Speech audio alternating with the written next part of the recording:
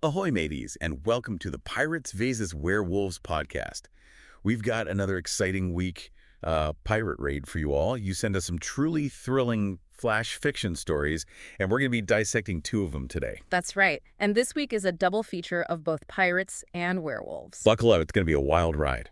We're going from a pirate raid into a world of undead horrors, straight into a steampunk tale where a curse is turned into a powerful weapon. It's a great mix of fantasy and horror, all in these really concise, impactful stories. So let's hoist the colors and set sail with our first story, The Siren's Tear and the Tide of Rot. This flash fiction story plunges us straight into a classic pirate quest. We've got legendary treasure, swashbuckling action, All the good stuff. but with a horrifying twist. The crew of the Sea Drake are headed for Isla Perdida, an island overrun by undead pirates. Oh man, an island full of undead pirates. That's scary right from the start. I mean, what could go wrong, right? Yeah, but we're going to break it all down.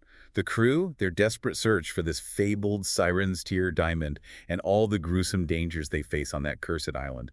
So prepare for cursed shores, epic battles against a necromancer lord, and the unsettling reality of an infectious undead plague. The story doesn't waste any time either, throwing us right into the heart of the legend. This Siren's Tear, it's not just any old diamond. It's moon-powered. What does that tell you right off the bat about this world? Oh, for sure. It tells us there's some serious magic at play here, right? It's not just about the material wealth of the gem.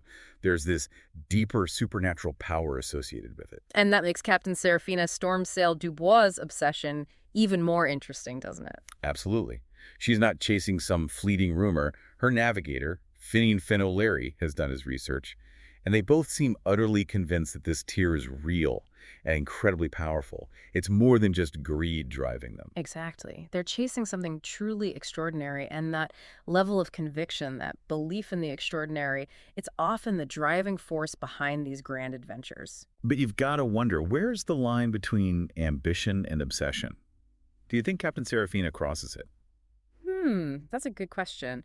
It's a tightrope walk for sure. You can see it in her unwavering determination. Even when things start getting really dangerous, self-preservation seems to take a back seat to her desire for that tear. And we see it in the crew, too. I mean, they're a colorful bunch. One-eyed Jack Flint, the first mate, is the voice of reason. But then you've got Anya Sharma, the master gunner. She's got this knowledge of alchemy, which feels like a hint of the supernatural stuff they're about to face. Right, and then there's Grok, the imposing orc bosun. Yeah, Grok. He's all about brute strength, ready to tackle whatever physical challenges come their way. So it's a diverse crew, each member bringing something different to the table. Oh, yeah, and speaking of Anya and her alchemy, that knowledge really makes you think, right? This is a world where the lines between science and magic are blurred. How do you think those unique skills come into play as the story unfolds? Well, it's not long before we find out. As they approach Isla Perdida, the island itself seems to be pushing them back. Perpetual storms, jagged reefs. Like a natural defense system. Exactly. And then there's this eerie green fog, and the coastline, it's just littered with shipwrecks. A very clear warning to anyone who dares to land. Talk about setting the scene. The author does a fantastic job of building this sense of foreboding, and then they hit us with that silence, that unsettling quiet before the storm. Oh yeah, classic horror technique, right? The world holding its breath before unleashing something terrible. What did that silence make you think of as you read the story? Oh, it definitely amplified the feeling of dread. You know, like something wicked this way comes, and then boom, the silence shatters with the arrival of the undead. They just start rising out of the water, crawling out of the jungle. Waterlogged corpses and animated skeletons. Yikes. So much for a warm welcome. Right. It's a visceral introduction to the island's curse. And the pirates, expecting maybe booby traps or rival crews. Yeah, the usual pirate stuff. They're totally caught off guard. They go in with pistols and cutlasses. Their usual tactics. But that's the thing about these undead. They don't feel pain. They don't fear death. Exactly. It's a whole different kind of enemy, and those pirate tactics just aren't enough. They're completely overwhelmed by the sheer number of these relentless undead. And then comes the real kicker. Yeah. The infection. Oh, yeah. That's where the story takes a truly dark turn. Jory, one of the crew, gets scratched. Anya, with her alchemical knowledge, realizes what's happening. They're not just fighting to stay alive, they're fighting to avoid becoming one of them. It's not just death they're facing, it's a horrible transformation, a loss of self. So Anya's alchemy, does that give them any hope? At first, no. If anything, it confirms their worst fears. But she does try to use her knowledge to help. Right. Yeah, she does. It really establishes her as a key figure in the story. She's the one who understands the more arcane aspects of the situation. Right. But despite this horrifying encounter, Captain Serafina is still obsessed with the tear. Driven by the legend. Exactly. They press deeper into the island, into this oppressive jungle the story calls a green-tinged hell. And they're constantly getting ambushed by these faster, more varied undead. It's relentless. Talk about determination or maybe a stubbornness. What do you think motivates the rest of the crew to keep following her? I mean, they've seen the undead, they know about the infection. It's probably a mix of things. Loyalty to their captain, for sure. But that siren's tear, the promise of untold riches, it probably still has a hold on them. It's a powerful motivator. Oh, and it gets even worse. Enter Lord Malachor, the necromancer behind it all. We hear his disembodied voice taunting them, using illusions, and directing the undead to attack. Oh man, psychological warfare on top of everything else. Talk about turning up the pressure. Right, the constant fear of unseen attacks, the illusions playing on their hopes and anxieties, it really wears them down. And then Jory, he doesn't make it. Yeah, that's a real gut punch. His sacrifice shows the true cost of their quest and how insidious that rot really is. Yeah, it's a turning point in the story, really emphasizes the danger and the selflessness these pirates are capable of. But onward they press, toward Malachor's fortress. And it's every bit as creepy as you'd expect. Oh, it's a nightmare. Blackened stone, glowing green runes. A physical manifestation of Malachor's power, you know? Yeah.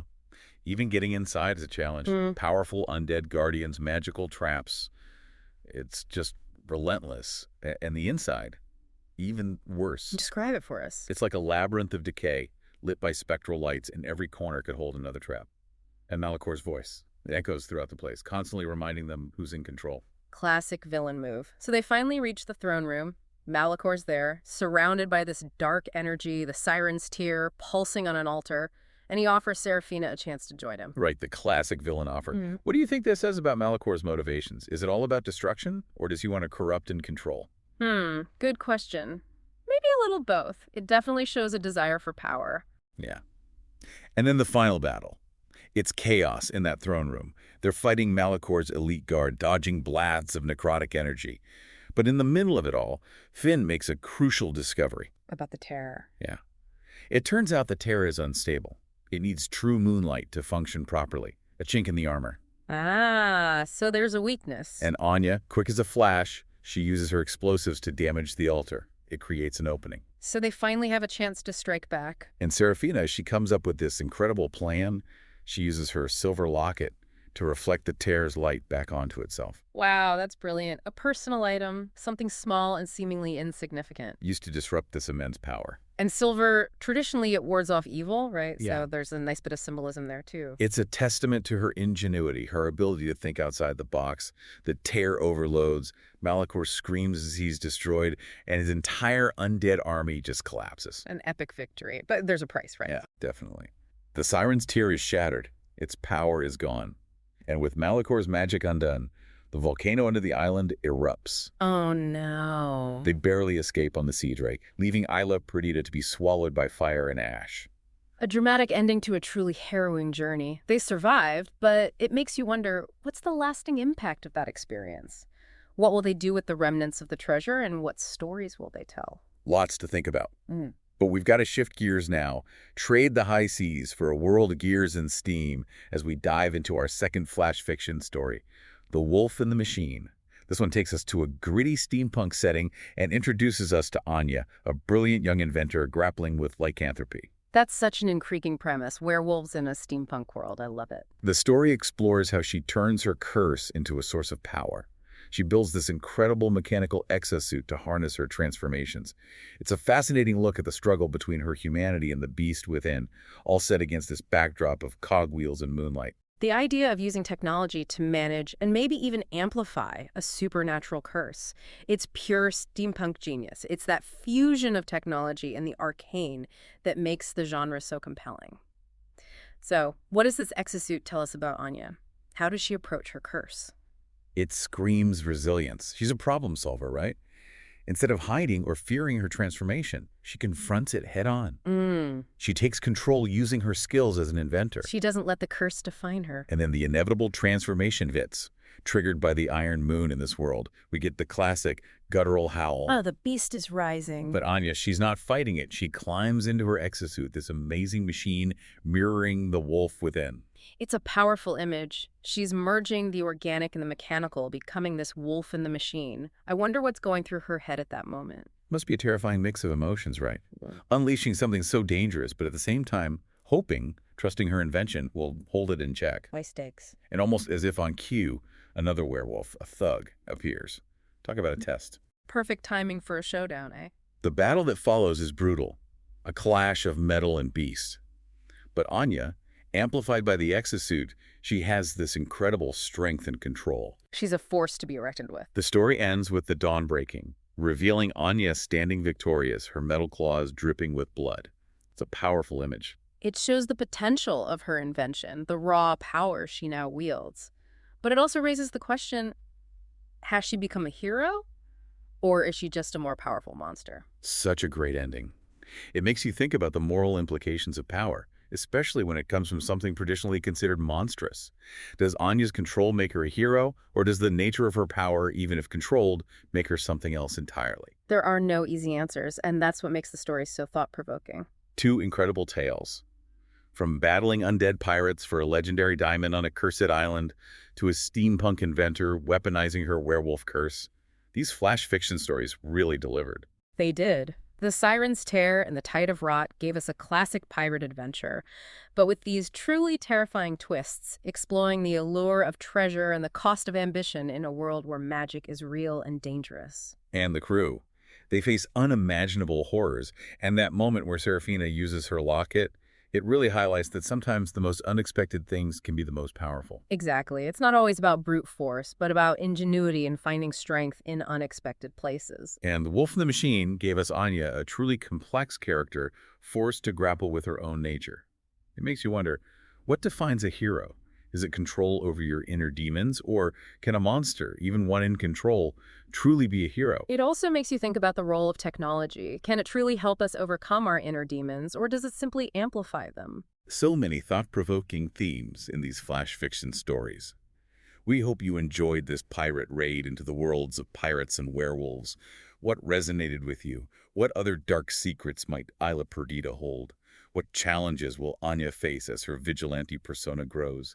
We encourage you to revisit these stories, think about the questions they raise, and maybe even try your hand at writing your own flash fiction inspired by these amazing tales. And here's one last thought to chew on. In both stories, we see characters facing incredible transformations.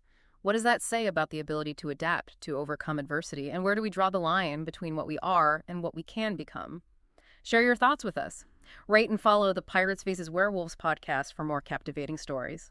We'll see you next time. Until then, fair winds and following seas.